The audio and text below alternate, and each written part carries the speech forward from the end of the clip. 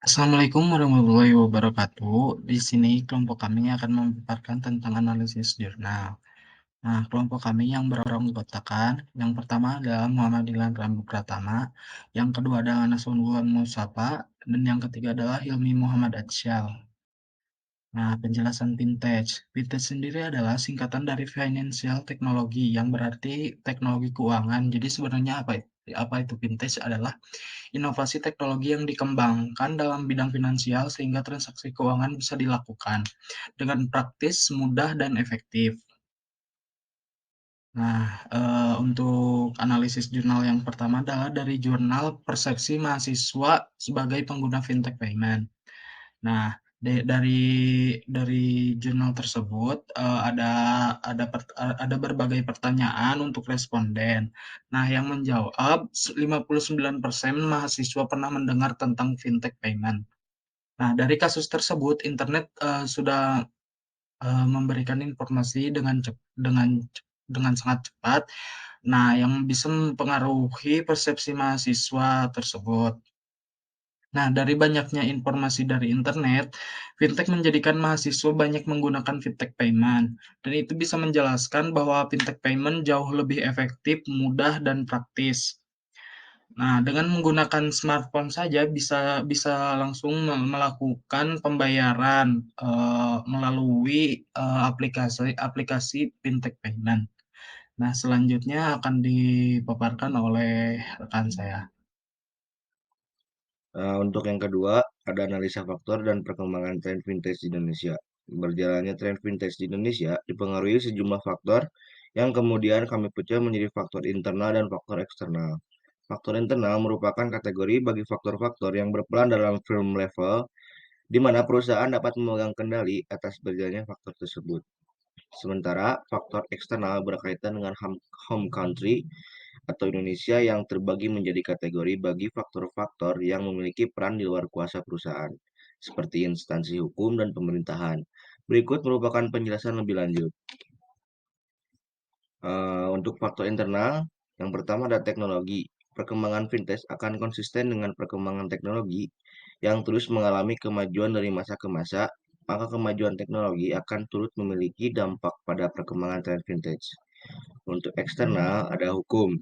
Hukum yang berlaku pada topik fintech akan selalu mengalami perubahan bersamaan dengan berkembangnya tren fintech, karena seperti halnya bidang-bidang lain, penerapan fintech akan terus disertai penetapan hukum guna menjaga keamanan dan ketertiban bagi pihak-pihak yang terlibat.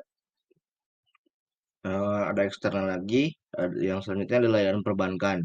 Meski tak jarang dianggap bersaing dengan perusahaan startup, vintage perbankan kini mulai melihat perkembangan vintage dari sudut pandang positif. Perbankan kini memulai melihat perusahaan vintage sebagai mitra dan pendukung daripada sebagai pesaing. Bahkan sekarang banyak perbankan yang mengadopsi konsep vintage pada layanan perbankan yang mereka tawarkan pada masyarakat. Selanjutnya ada UMKM. UMKM merupakan salah satu pengguna jasa fintech di Indonesia yang mengendalikan fintech sebagai sumber pendanaan usaha mereka. Indonesia saat ini memiliki lebih dari 50 juta usaha mikro, kecil, dan menengah UMKM sehingga menunjukkan potensi yang besar untuk pengembangan potensi industri fintech. Selanjutnya ada jurnal ketiga yang berjudul The Effect of Financial Literacy and Financial Technology on Student Financial Inclusion of Institute of Social Science and Management. Memahami dampak dan implikasi perkembangan fintech dapat didekati dengan 3 dimensi. Di antaranya, yang pertama teknologi. Contohnya seperti DLT. DLT itu Distribute Ledger Technology. Dan kemudian lihat aplikasi teknologi ini untuk layanan keuangan dan implikasi potensial yang dapat dimilikinya. Yang kedua ada aplikasi, melihat aplikasi tertentu seperti crowdfunding dan pertimbangkan implikasi khusus untuk aplikasi ini. Yang ketiga ada aspek. Cara ketiga adalah memulai dengan fokus pada dampak dari perubahan-perubahan ini, seperti peningkatan risiko siber dan apa yang tersirat dari perubahan ini untuk tujuan kebijakan tertentu. Nah, terus ada tipe-tipe finansial teknologi. Menurut Huseh 2017 terdapat 3 tipe finansial teknologi, yaitu pertama, sistem pembayaran melalui pihak ketiga. Contoh-contoh sistem pembayaran pihak ketiga yaitu cross border EC atau online to offline, sistem pembayaran mobile. Yang kedua ada peer to peer lending. Peer to peer lending merupakan platform yang mempertemukan pemberi pinjaman dan peminjam melalui internet. Yang ketiga ada crowdfunding. Crowdfunding merupakan tipe vintage di mana sebuah konsep atau produk seperti desain, program, konten, dan karya kreatif dipublikasikan secara umum dan bagi masyarakat yang tertarik dan ingin mendukung konsep atau produk tersebut dapat memberikan dukungan secara finansial. Terus yang keempat, jurnal keempat berjudul The Future of Vintage. Vintage dengan cepat menjadi fenomena global, dipimpin oleh inovator dan diikuti oleh akademisi dan sekarang menarik perhatian regulator.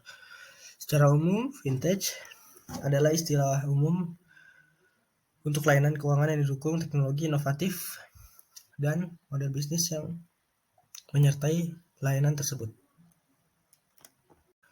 Kesimpulan yang kita dapat, payment memberikan kemudahan dalam sistem pembayaran karena adanya vintage payment, membuat layanan pembayaran menjadi sangat mudah dan cepat, sehingga hal ini dapat dinilai menimbulkan persepsi yang baik dari mahasiswa. Vintage merupakan industri yang bergerak dengan sangat cepat dan dinamis, di mana terdapat banyak model bisnis yang berbeda.